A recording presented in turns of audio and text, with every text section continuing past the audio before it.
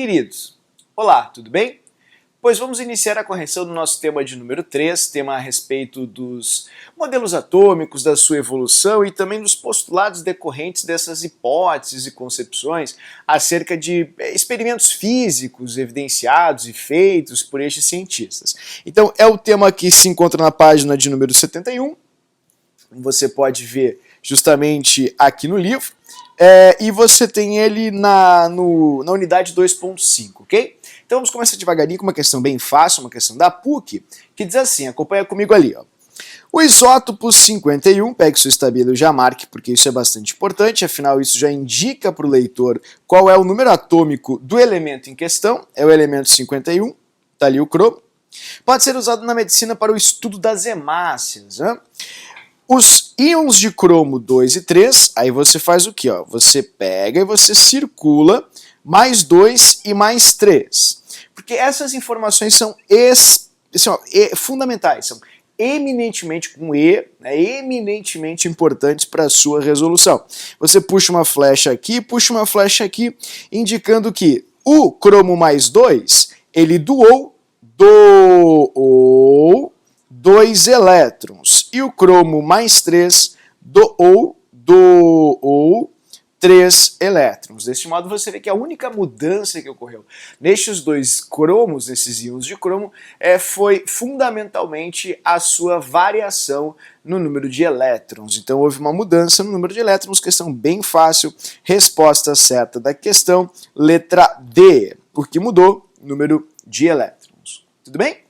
Pois bem, vamos para a segunda, uma questão bem fácil também da URGS, recente, que diz assim: na reunião da IUPAC, que celebrou o fim do Ano Internacional da Química, os mais novos elementos foram oficialmente denominados de Flerov, em homenagem ao físico russo de nome impronunciável, Flerov, e o de Livermore, em homenagem ao laboratório de Livermore, na Califórnia. Esses são os dois elementos mais pesados da tabela periódica que são altamente radioativos. O Flerov apresenta número atômico 114 e número de massa 289. Pois bem, eu vou anotar isso para eu poder depois me organizar melhor, né? Então eu vou escrever, ó. Número de massa eu vou colocar aí em cima, lembrando que se você tiver alguma dúvida acerca de qual dos números é o de massa, qual número é o atômico, basta ver. O número de massa sempre vai ser o maior número e o número atômico sempre vai ser o mais modesto, sempre vai ser o menor. Haja vista que o número de massa ele contempla tanto os prótons quanto os nêutrons, então é prótons mais nêutrons. E o número atômico só indica o número de elétrons, que por ser apresentado de forma neutra, o elemento coincide com o número de elétrons. Então o número atômico indica o número de prótons, que por ser escrito elemento, ser escrito na forma neutra, coincidirá com o número de elétrons, isso é bem importante. Portanto, anote ali 289, coloque aqui o número atômico dele que é 114. E o Livermore vai ser, vou colocar o Livermore mais pro ladinho aqui, deixa eu apagar, pronto, Livermore vai ser, prontinho, 292, 116. Veja que como são números inteiros, eles não têm isótopos ainda, por isso que os valores de massa são valores inteiros. Então não há uma média de isótopos para fazermos a conta aqui. Então ele pergunta o quê? O número de nêutrons em cada átomo do elemento fleróvio e em cada átomo do elemento livermório são respectivamente. Como eu faço isso? Bom, você lembra da fórmula vista na aula 3, que é massa é igual a número de prótons, que é o número atômico, mais o número de nêutrons. Se a massa é 289 e o número de prótons é 114, mais nêutrons, você sabe que nêutrons basicamente será calculado a partir da diferença, ou seja, a continha de subtração, dentre os valores de massa e, obviamente, de número atômico. Deixa eu falar direito, vamos esforçar. Querido, basicamente o que você tem que fazer é número de massa menos, deixa eu só colocar um L aqui que eu desenhei um flúor, né? Peço desculpas, agora foi. Número de massa menos o número atômico. Então é só brincar só ser feliz. 9 menos 4 dá 5, 8 menos 1 dá 7, 2 menos 1 dá 1, você tem 175 nêutrons. Questão muito fácil mesmo, por um motivo, porque só tem uma alternativa que tem 175 nêutrons, evidentemente, para o fleróvio. Logo, resposta certa da questão, letra B, bem fácil mesmo. Já o Livermore você pode fazer aqui também de várias maneiras, vou mostrar para você. Você tem 292, né? Dá para fazer ali, ó, a brincadeira aqui. Bota 8, vai dar 1, dá 12, vai dar 6, vai dar 7, vai dar 1. 176 nêutrons, bem fácil a continha também, e bate, coincide com a letra B. B de Brasil, tá ali, 175, 176. Resposta da questão de número 2. Bem fácil a questão de número 2 também, eu falei para vocês que era uma matéria acessível, né? Vamos para a próxima. Questão do ITA, vou pular, não vou ter condições cognitivas de fazê-la, já vista que é uma prova muito difícil. Não sofra por hipóteses. Muitas vezes você apenas tem uma prova que tradicionalmente é um pouquinho, desculpa pela rinite do professor, né? Uma prova que é mais complicada pelo seu folclore, pelo seu histórico, pela sua tradição, mas nem sempre traz questões complexas. É o que a gente vai ver, evidentemente, aqui nessa questão do ITA, ok? Então vamos devagarinho, vamos fazê-la. Diz assim: assinale a opção que apresenta o elemento químico com o número correto de nêutrons. Ou seja, basta você fazer sempre o maior número menos o menor em cada caso e você vai conseguir chegar ao número de nêutrons correto, o número de nêutrons pedido na questão. Então a letra A já está errado, né? Você já tem ali 19,9. Então você, vou colocar aqui para você, 19 de massa, 9 de número atômico, aí você faz 19 menos 9, 10 nêutrons. Bem errada aqui a letra A, que dá 0 nêutrons. Erro grosseiro, erro crasso, pula fora. Letra B, magnésio, 24 de massa, vou colocar o número de massa em cima, ok? E 12 de número atômico, 24 menos 12, 12 nêutrons. Vamos ver? Não, está dizendo 24 nêutrons, está errado. Ouro, ali você tem ouro, aurum do latim, 197 de massa, né, partículas dentro do núcleo, é isso que significa o valor de massa. E você tem 79 de número atômico. Vamos fazer essa continha? Vou te ensinar um truque aqui, como eu sempre fui muito burro em matemática, eu vou te ensinar um truque, que é esse aqui, ó. Se você quiser fazer essa conta de um jeito mais fácil, acrescente uma unidade embaixo e uma unidade em cima. Afinal, 2 menos 1 vai dar 1, e 3 menos 2 também vai dar 1, e 4 menos 3 também vai dar 1. Então, se você quiser fazer contas às vezes mais fáceis, no que tange, por exemplo, contas de subtração, contas de diferença, você pode tentar facilitar suas contas arrumando os números.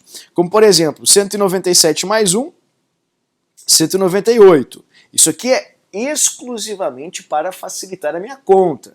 Eu não estou alterando os valores, o ouro tem 197 partículas nucleares e 79 prótons, tudo bem? Cuidem isso, essa é a minha observação. Aumenta um valor, vai dar 80. Agora 198 menos 80 é mais fácil, rápido de fazer. Então vai dar 8, 1 e 1, 118. Que é o mesmo valor que você vai ter aqui nessa conta que você está enxergando agora. Mas é bem burro mesmo. Eu sei, matemática é terrível, terrível, sobrevivo. Então estou ensinando técnicas de sobrevivência para você também que por vezes já se pegou passando por contas tortuosas, pensemos assim. Certo? Então tá ali 118, quanto é que ele dá? 79, muito errado. Não precisava nem de toda essa energia cerebral, dá para fazê-la de forma bem rápida, né? Arsênio você tem ali, 75 de massa, 33 de número de prótons, não pode dar 108 a diferença, em hipótese alguma, né, pessoal? Então eu já vou arriscar, porque é uma cinte aí.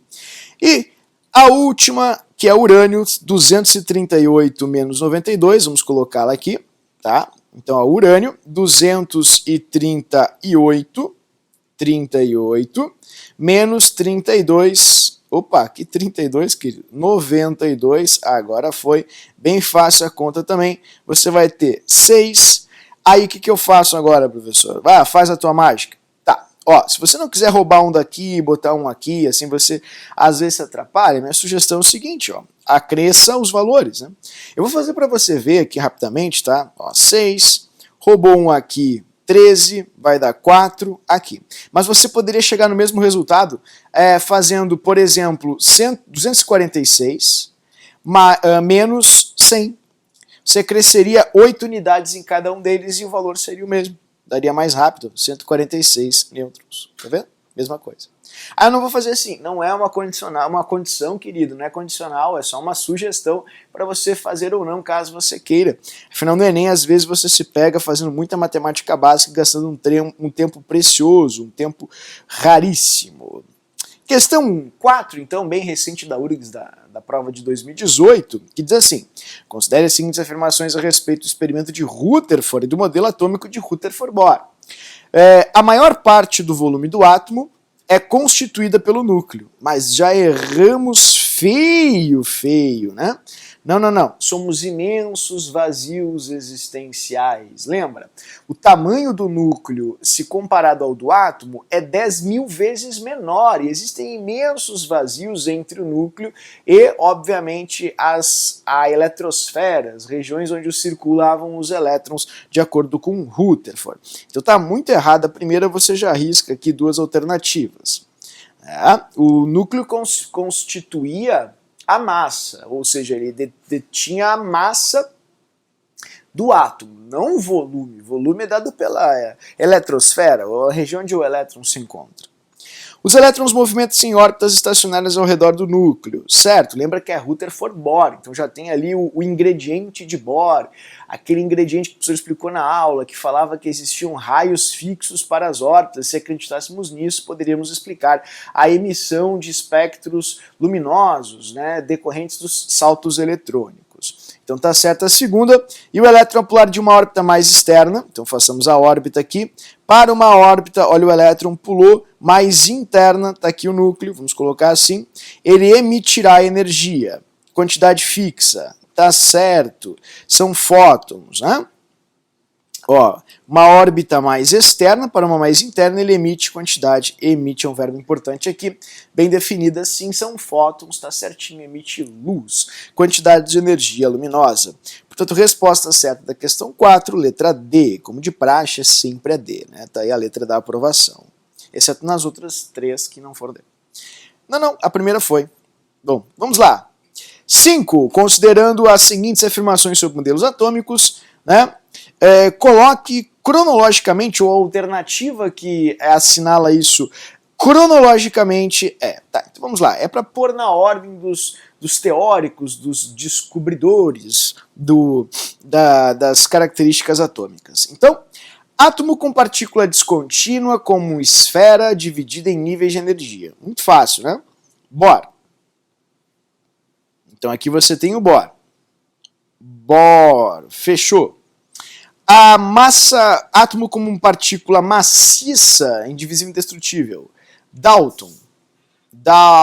Então sabemos que se não houver ali Demócrito, Leucipo, este tem que ser o inicial, tem que ser o primeiro. Átomo como modelo probabilístico, atual. Já era.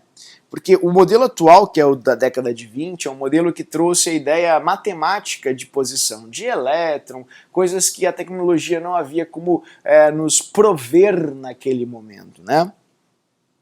Bom, átomo como partícula maciça com carga positiva incrustada de elétrons, Thomson. Lembra que Thomson foi justamente o responsável por falar do pudim de passas e assim por diante. E átomo formado por núcleo positivo com elétrons girando ao seu redor, Rutherford. Tá aí, fechou, tudo certinho. Queridos, então vamos dar uma olhadinha aqui na cronologia. O primeiro tem que ser o 2, depois tem que ser o Thomson, que é o 4, depois o Thomson, que é o 4, tem que ser o Rutherford, que é o 5, depois do 5 tem que ser o 1, e por último tem que ser o 3, que é o modelo atual. 2, 4, 5, 1 e 3, letra B, questão bem fácil, bem acessível.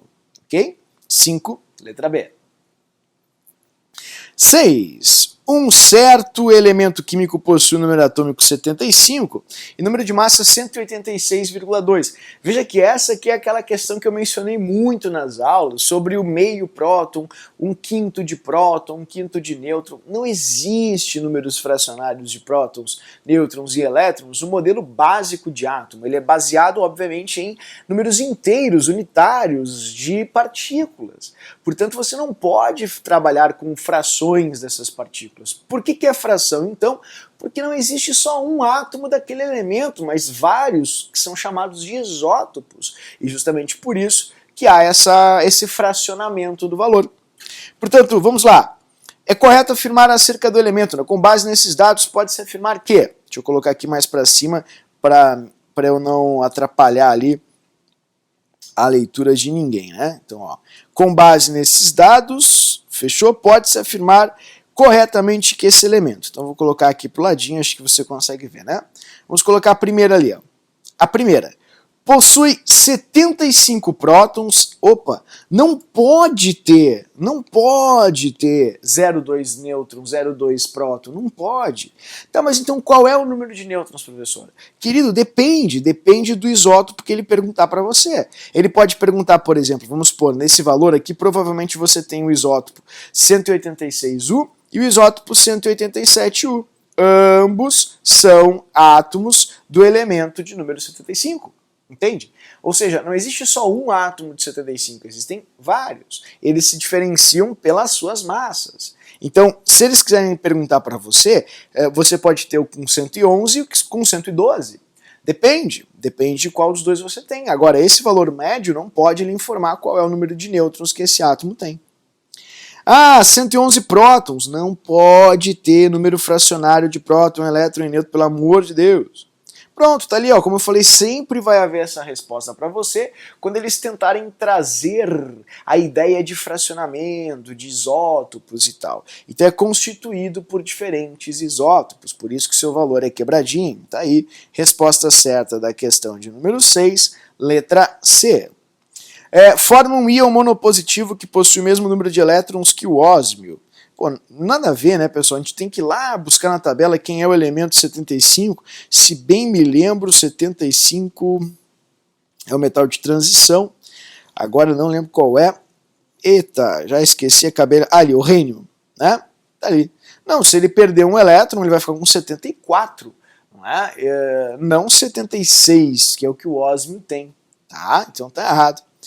E, continuando ali, forma ligações iônicas com paládio. Paládio é um metal. Metal com metal não forma íon. Metal com metal forma combinações metálicas. Ligação metálica, não iônica. Metal com ametal é que forma íon. Por isso está errado também essa afirmação. Resposta certa, letra C. E repito, se você me perguntar de novo qual é o número de nêutrons, eu peço para você voltar ao vídeo e observar a explicação. Não sei, querido, não tem como descobrir, porque a pergunta precisa ser: qual dos rênios você quer? O que tem massa 186 ou o que tem massa 187? Entende? Porque você não pode dizer qual é o número de nêutrons baseado na média, e sim nos isótopos componentes de todos os átomos do elemento rênio. Tudo bem? Então lembrem disso, por favor, não se equivoquem. Vamos para a 7, questão bem boa e fácil da PUC, questão recente também. Durante o verão, verificam-se atualmente tempestades em muitas regiões do Brasil. Então vou colocar aqui para você, tá ali, ó, muitas regiões do Brasil. São chuvas intensas e de curta duração, acompanhadas muitas vezes por raios. No litoral, essas tempestades constituem um risco aos banhistas, pois a água salgada é eletricamente condutora. Isso se explica pelo fato de que a água salgada pode conter grande quantidade de íons, né, pessoal? Que são justamente as partículas carregadas positiva e negativamente. No caso, a água salgada tem bastante sal, dentre eles o cloreto de sódio, que é o mais abundante, e o cloreto de sódio é formado pelo cátion sódio e o ânion cloro, ou cloreto, no caso. Então você tem cargas elétricas, e cargas elétricas são passíveis, capazes de conduzir eletricidade. Bom, e isso faz o quê? Livres para transportar carga elétrica, então aqui é íons, vou colocar ali para você. No meio, uma maneira de liberar essas partículas é dissolver o sal de cozinha em um copo d'água. Nesse processo, os cátions e ânions, porque ele tem cátions e ânions, existentes no sal, sofrem, o nome dessa expressão é dissociação. Eles se separam, né? Como assim se separam, professor? Ó, veja, bem fácil. Você tem o Na e você tem o Cl. Eles estão juntos. Quando você coloca em água, a água tem uma propriedade chamada de potencial dielétrico, que mede a capacidade que a água tem de solvatar, de agir nas partículas que interagem com ela, fazendo com que o sal se desprenda. Se você não entendeu nada do que eu falei, né, separe-se ali em seus respectivos íons. Eu mostro para você agora aqui, ó. Deixa eu mostrar aqui com elementos em reação.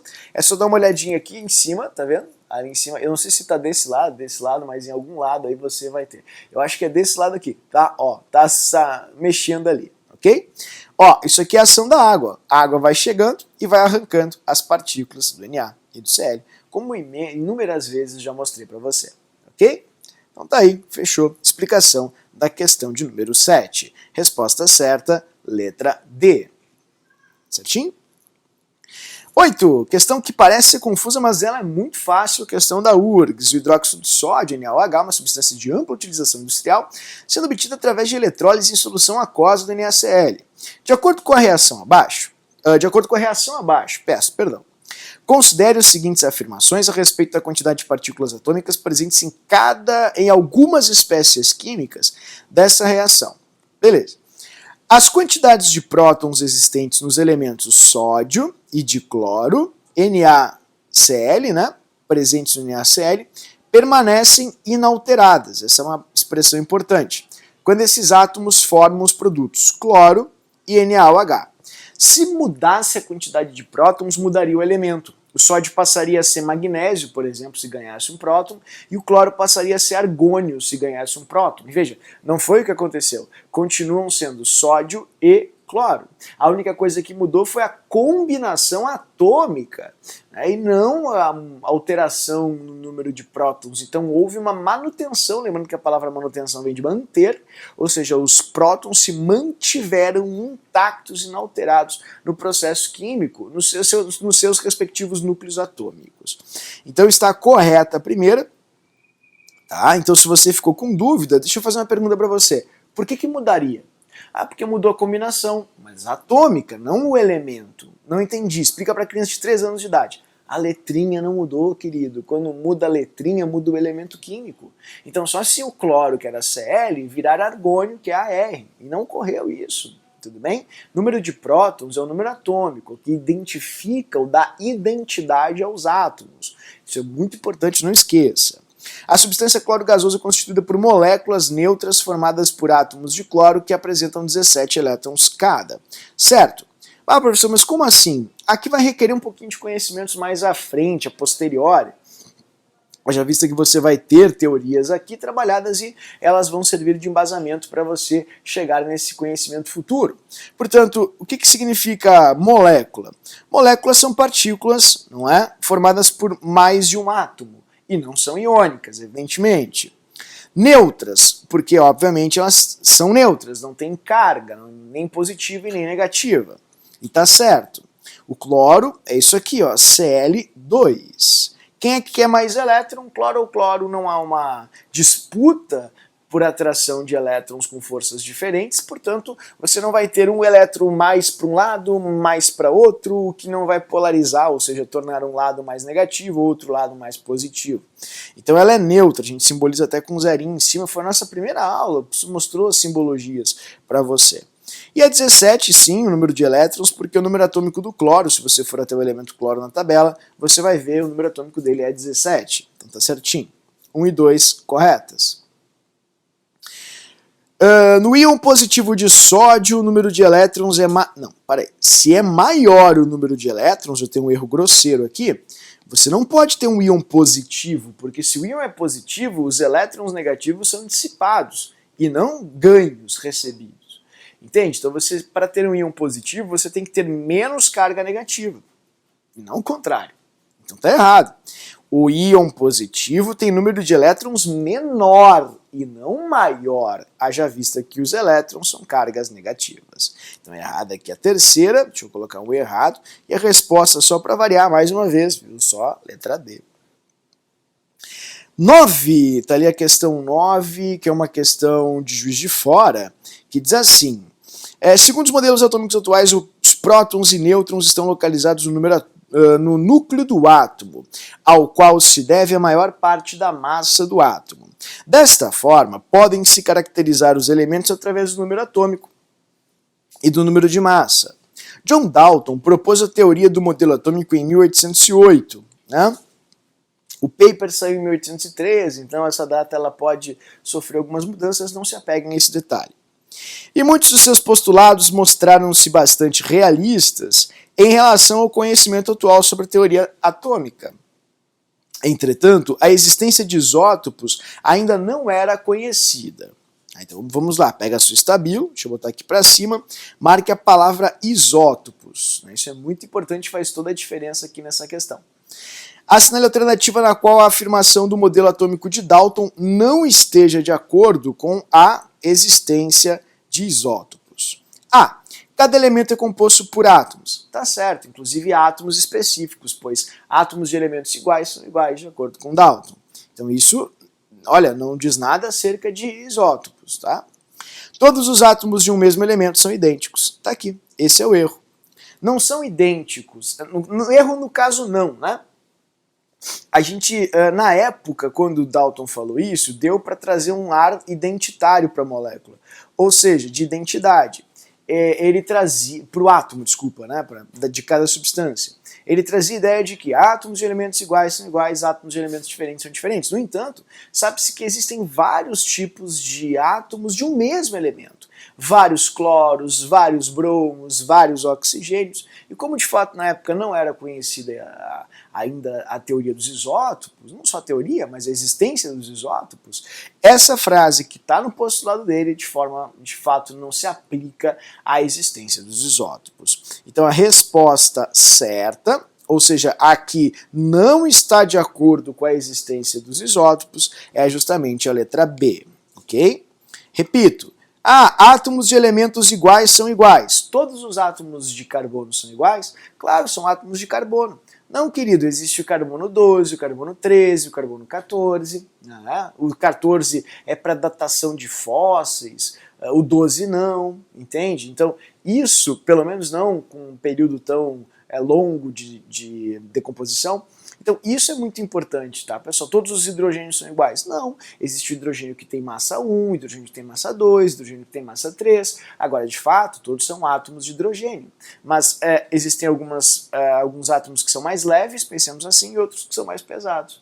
Então há uma diferença na massa decorrente do número de nêutrons, que é diferente em cada isótopo.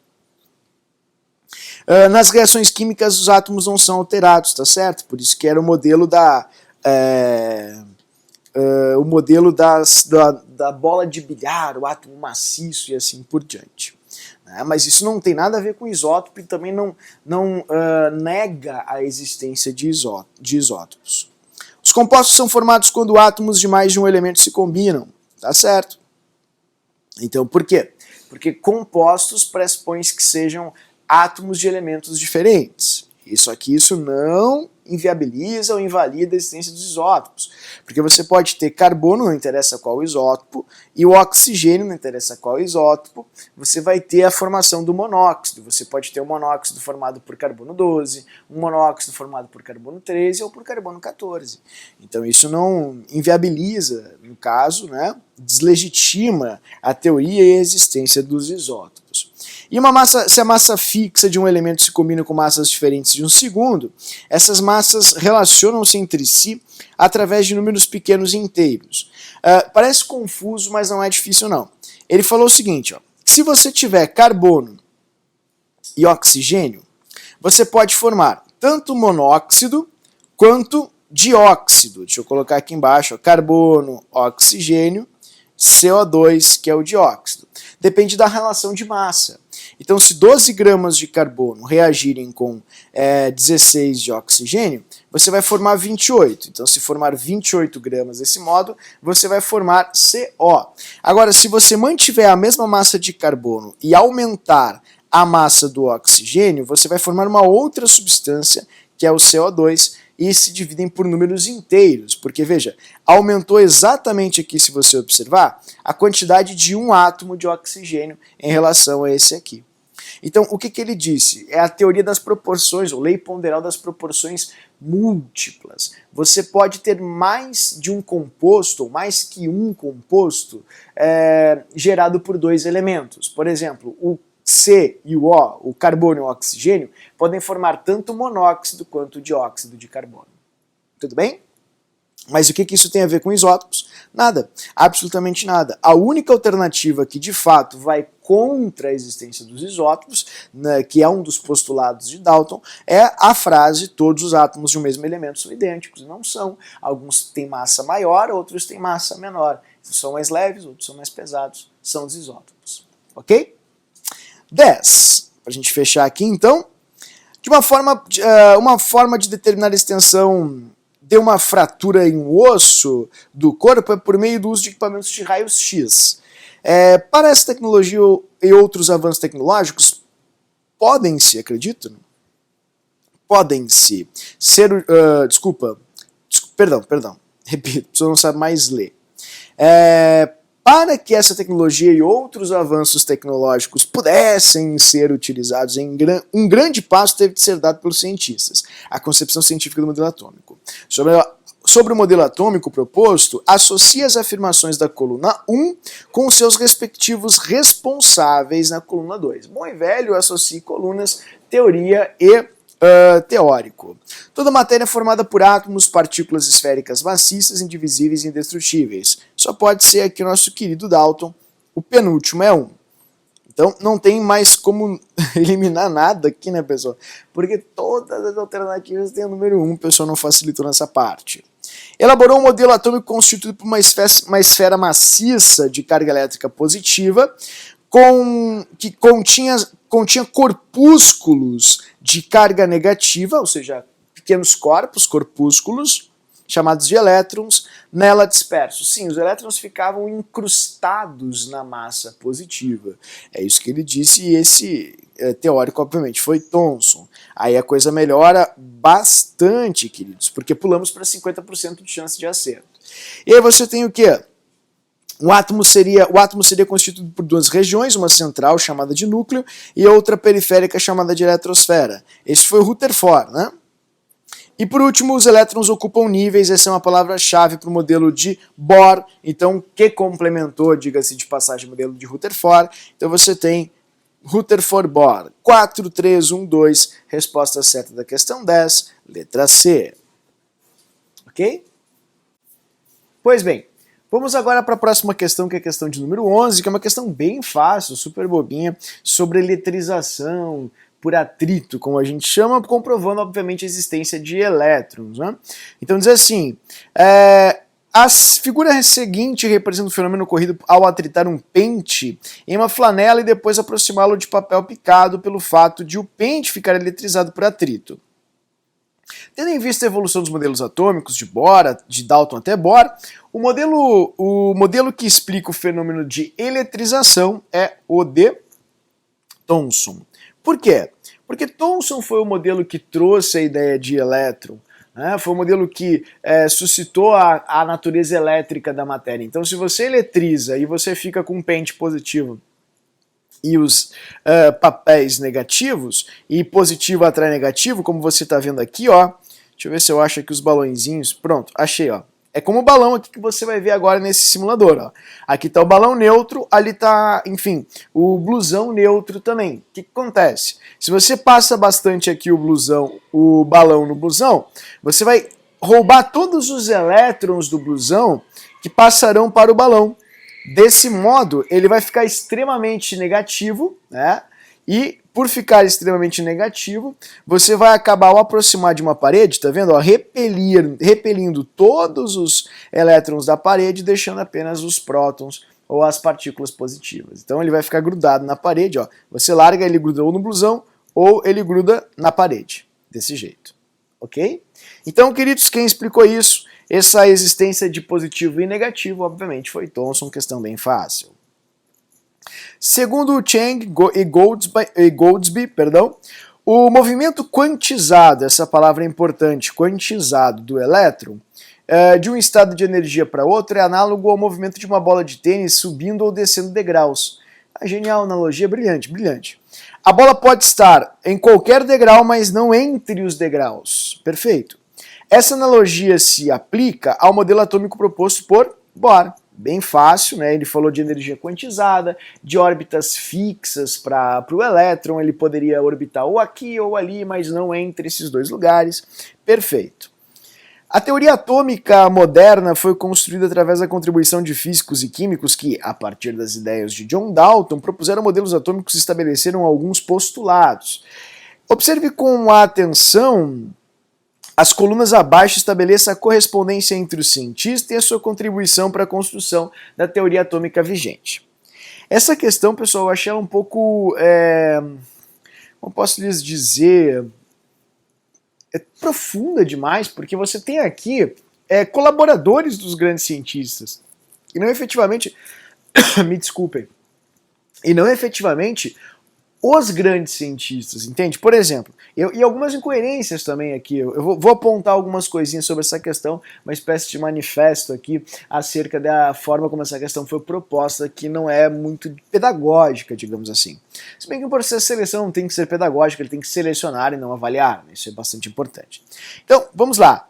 Descobriu o elétron. Quem descobriu o elétron, senhores, foi Joseph John Thomson, J.J. Thomson, que teve vários colaboradores, dentre eles George Tuney. George Tuney foi o físico responsável por dar o nome elétron para a partícula negativa corpuscular descoberta por Thomson. E Thomson calculou, isso lhe deu o Nobel, a razão carga-massa do elétron, ou seja, qual é o resultado da divisão sempre, que era constante, entre a carga e a massa do elétron.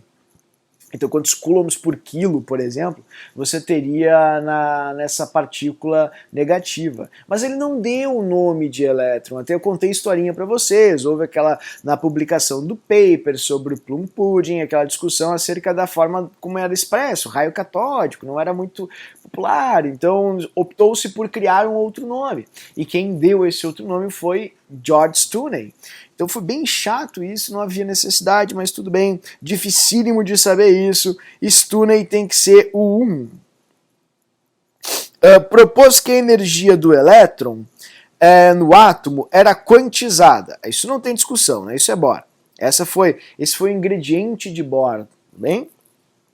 Então o 2, 1, 2. Essa questão, claramente, ela é uma questão proposta para exclusão, eliminação. Você deve resolvê-la não conhecendo, mas sim com profundidade, digo, mas sim sabendo o que está incoerente, o que está de deveras errado. Então observem ali. Propôs que a energia do elétron no átomo era quantizada. Bohr, sabendo isso, você risca duas alternativas e já fica entre duas alternativas, né? 50% de chance.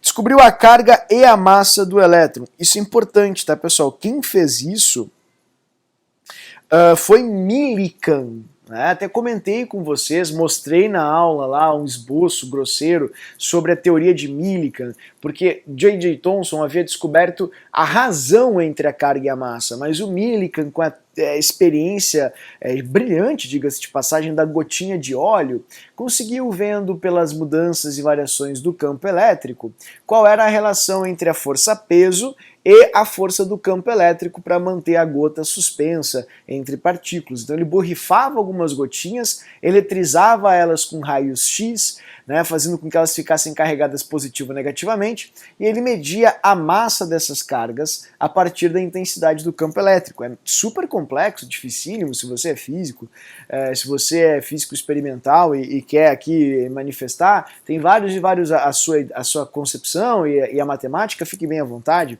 Há vários e vários artigos sobre isso, sobre a determinação da relação da carga e da massa do elétron, por intermédio de Millikan, né? As experiências de Millikan, você pode dar uma pesquisada, não é o nosso intuito aqui, efetivamente. Num outro momento, talvez o professor possa ir atrás e mostrar para você todo o esboço matemático, ok?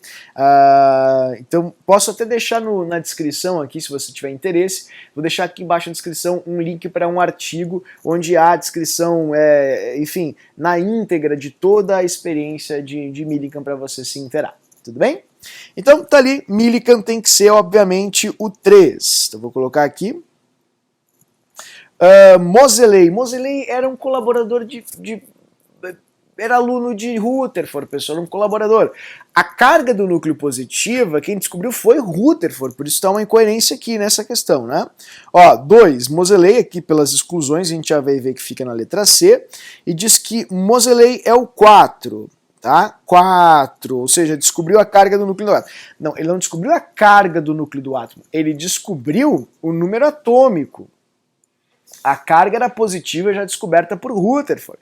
O que ele conseguiu com precisão descobrir, graças aos raios X, foi a quantidade de prótons que os átomos possuem no núcleo. Então isso é importante.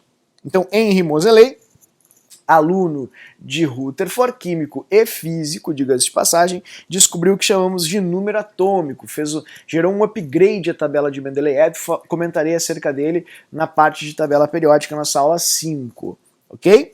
Então tá ali, tá aqui a minha manifestação.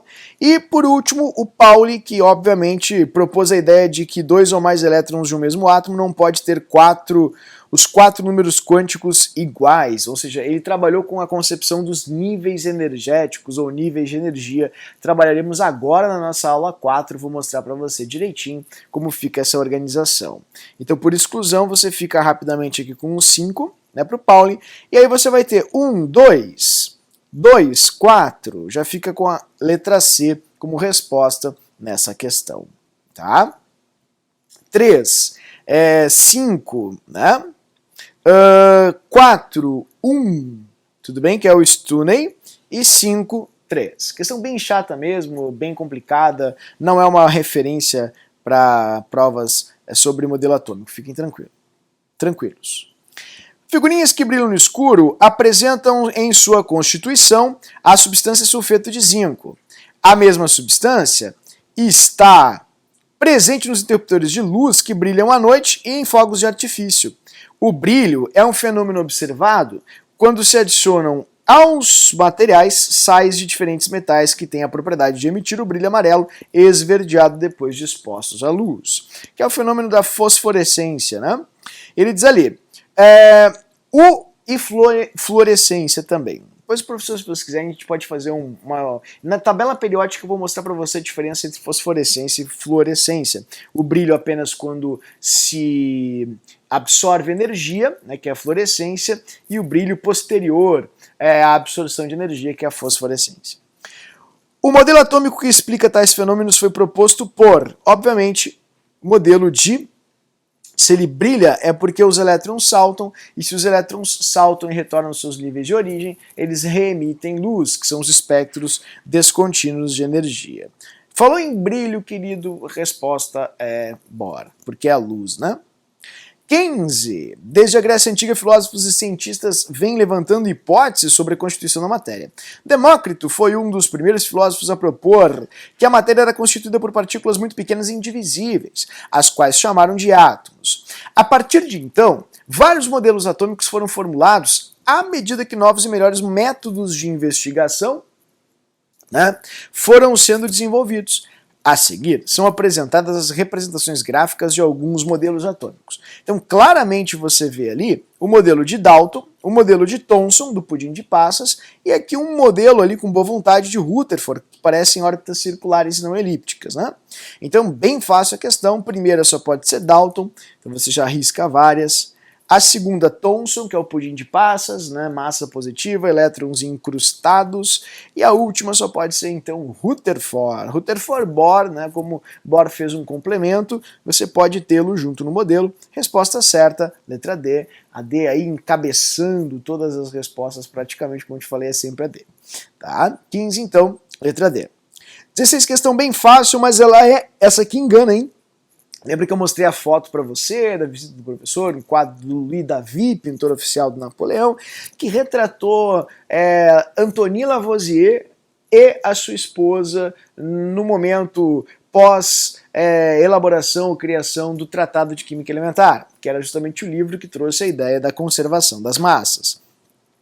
Então, nesse livro, dizia que se você tiver uma quantidade de massa de reagente, você vai ter nada se perde, tudo se...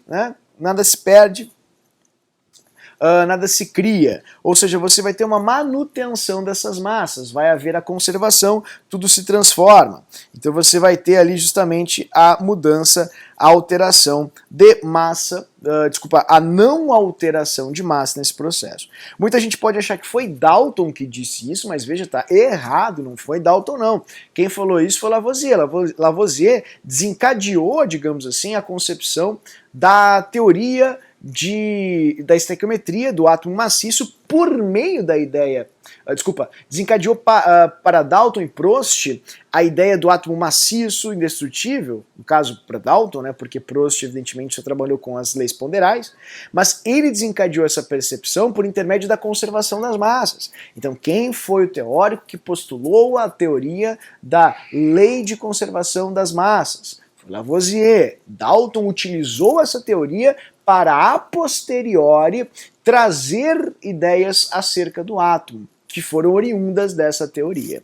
Então, como aqui você tem uma conservação, haja vista que 28 mais 2 dá 30, você tem ali a lei de Lavoisier, lei da conservação das massas, a primeira lei ponderal. Tudo bem? Não é um modelo atômico. 17. Comparando os elementos abaixo, todos os de um mesmo período da tabela periódica e seguindo as semelhanças atômicas entre eles, é correto afirmar que, se você olha para uma questão dessa, você se atrapalha um pouco, fica receoso, é porque você é um pouco ansioso, querido. Respira, tranca.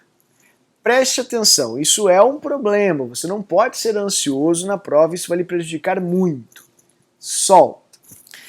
A primeira coisa que você tem que observar aqui são detalhes ou aspectos que são claros, tácitos à sua leitura. Como, por exemplo, como isóbaros. Isóbaros têm mesmo número de massa. Então não tem nenhum componente aqui que tenha o mesmo valor de massa. Todos os números de massa são diferentes, então não existem isóbaros aqui. Ah, mas e como é que tu sabe que ali em cima é o número de massa? Mas é muito fácil. Sabe por quê? Porque o maior valor informado para o elemento é sempre o valor de massa, já expliquei isso para você. Porque a massa é a soma dos prótons e dos nêutrons. E o número atômico indica só o número de prótons que o elemento tem. Como ele é apresentado na forma neutra, coincide com o número de elétrons, tudo bem? Então tá errado a primeira. Isótopos. O menor número tem que ser igual para haver isótopos. Tem algum que tem o mesmo número aqui embaixo, o mesmo valor? Não, todos são diferentes. E se são diferentes, nós não temos isótopos. Você já arrisca aqui essa letra e a letra C também. Já ficou entre duas alternativas, bem fácil essa questão. Então vamos ver aqui quais deles são isótonos para, enfim, encerrarmos o problema. D e F. O D, 32 menos 14. Então você faz, ó. 32 menos 14, deste modo, que vai te dar o quê? Ó? Faz lá a brincadeirinha, aqui 12 por 4 vai te dar 8, né? Vai te dar 1, 18 nêutrons, tudo bem? Afinal, 16 mais 14 dá 30, 18 mais 14 dá 32. Agora ele fala que o F também dá 18. Então vamos ver. 35 menos 17. Ó, 15. Então você vai ter aqui 8. Né? Beleza. 2 menos 1, 1. Tá certo. D e F são isótonos. Agora vamos ver se o B e o C também são. B, 24 menos 12. Dá 12. C, 27 menos 13 dá 14. Não dá 12. Vou colocar aqui em cima, tá? E 14 e 12 são números diferentes. Então, o B e o C não são isótonos. Logo, está errada a letra D, que nos deixa apenas com a letra E. A e B são isótonos e D e F são isótonos. D e F a gente já tinha feito. A e B, 23 menos 11, dá 12. Tá certo, 12 com 12, isótono. Questão bem fácil, bem bobinha, uma alegria. Questão 18, que em 2019 gerou muito problema na prova da URGS, sobre essas associações. Vamos lá. Assinale com verdadeiro ou falso as afirmações abaixo referentes a algumas propriedades dos átomos. Comecemos com a primeira. Isótonos têm propriedades físicas iguais. Queridos, isótonos são elementos de átomos diferentes. Vocês não têm isótonos de um mesmo átomo. Por exemplo, você pode ter carbono 13 e nitrogênio 14, que foi o exemplo dado em aula. Aqui você vai ter 7 nêutrons e 7 nêutrons. Nitrogênio e carbono não tem nada a ver uma coisa com a outra. O nitrogênio na natureza é gasoso, o carbono na natureza é forma elementar, evidentemente é carvão, é sólido. Então, não tem propriedades físicas iguais, muito pelo contrário, são diferentes. Então a primeira é falsa. Sabendo que a primeira é falsa, você já risca aqui 3 alternativas, isso é maravilhoso, adoramos riscar 3 alternativas. Isóbaros têm propriedades químicas iguais. Não, querido, olha o carbono 14 e o nitrogênio 14. Eles são elementos diferentes, têm propriedades diferentes e não iguais. Então é falso. Isótopos têm propriedades químicas iguais. Ah, isso é importante. Se eles são isótopos, são elementos átomos de um mesmo elemento. Então, por exemplo, se o carbono faz gás carbônico, não interessa que esse carbono seja não interessa se esse carbono seja carbono 12, 13 ou 14. Qualquer carbono pode formar gás carbônico, porque eles são átomos de um mesmo elemento. Eles só têm propriedades físicas diferentes, como por exemplo densidade, massa. Agora, as propriedades químicas são todas as mesmas, porque quem faz isso, quem dá isso é a identidade do elemento, vista obviamente pelo número de prótons. Então está certo. E você ficaria na última, independentemente das análises que vocês fariam, porque você tem ali a coincidência entre a letra D e E, elas possuem as mesmas associações, exceto no último caso. Isóbaros de elementos diferentes têm necessariamente um número diferente de nêutrons. Isso é bastante importante. Veja, se você tem aqui isóbaros, vamos pegar ali 14 do carbono e o nitrogênio 14, ok? O carbono vai ter 8 nêutrons e o nitrogênio vai ter 7. Para ser isóbaro, como o número atômico vai ser diferente, é evidente que você vai ter o número de nêutrons diferente, entende? Porque o que é igual quando você tem um isóbaro é a massa. Então, se você descontar de um número valores diferentes, você sempre vai ter valores diferentes. Né? Então, por exemplo, por que está falando isso? Não estou entendendo. Porque, querido, o número de nêutrons nada mais é que número atômico menos a massa. Massa menos número atômico, ok? Então, se eles são isóbaros, a massa sempre vai ser igual. Se você ficar descontando Z, ou Y, ou X, ou qualquer outro número, o resultado vai ser diferente. Então, isóbaros de elementos diferentes têm necessariamente números de nêutrons diferentes. Tá certo? Sempre vai ter um número de nêutrons diferentes, como eu estou mostrando ali para você. Afinal, um número se você subtrair de um número, um mesmo número, vários valores diferentes, você vai obter resultados diferentes. Este resultado condiz com o número de nêutrons nessa associação que o professor acabou de fazer para você. Na Inglaterra, por volta de 1900, uma série de experimentos realizados por cientistas como Sir Joseph John Thomson estabeleceu um modelo atômico que serviu de base à teoria atômica. Atualmente sabe-se que 3 partículas subatômicas são os constituintes de todos os átomos, próton, nêutron e elétron. Dessa forma, o átomo, constituído por 17 prótons, 17 nêutrons e 17 elétrons, vou até colocar qual é esse átomo. É o átomo do elemento cloro, porque tem 17. Então vou escrever aqui os valores, tá? 17 de número atômico, 17 mais 18, 35 de massa. Tudo bem? Então, possui número atômico e número de massa D. Muito fácil, né, pessoal? 17 prótons e 17 elétrons, por isso que ele é neutro.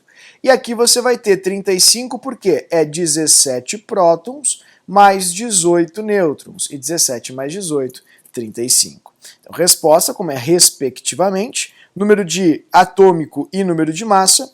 O número atômico tem que ser 17 e o número de massa tem que ser 35. mais uma vez a letra D. Vocês estão rindo, estão caçoando, estou falando. Tá aí. 20. Dentre as realizações da engenharia antiga, os aquedutos romanos estão entre as mais notáveis. Os canais eram cobertos por 3 materiais: alvenaria, canos de chumbo, tubos de terracota. Esses canais levavam água até as vilas onde os ricos e poderosos romanos bebiam água de canecas, jarras de chumbo, o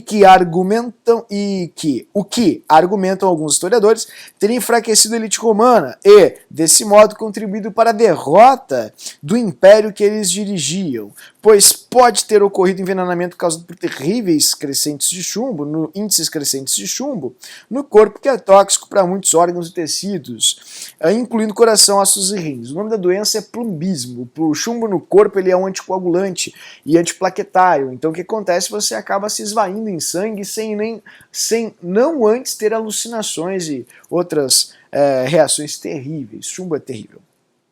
Os sintomas dessa contaminação incluem dor abdominal, confusão, dores de cabeça e irritabilidade que podem resultar ataques apopléticos, como morte. Sabendo que o número de nêutrons, prótons e elétrons do chumbo, né, assinale a alternativa que corretamente aponta para as características químicas do chumbo. Veja, primeiro, ele tem número atômico 82. Se o número atômico dele é 82, porque é o menor número, o número de prótons tem que ser 82, que tem que ser igual ao número de elétrons, que tem que ser 82 quando ele é representado neutro.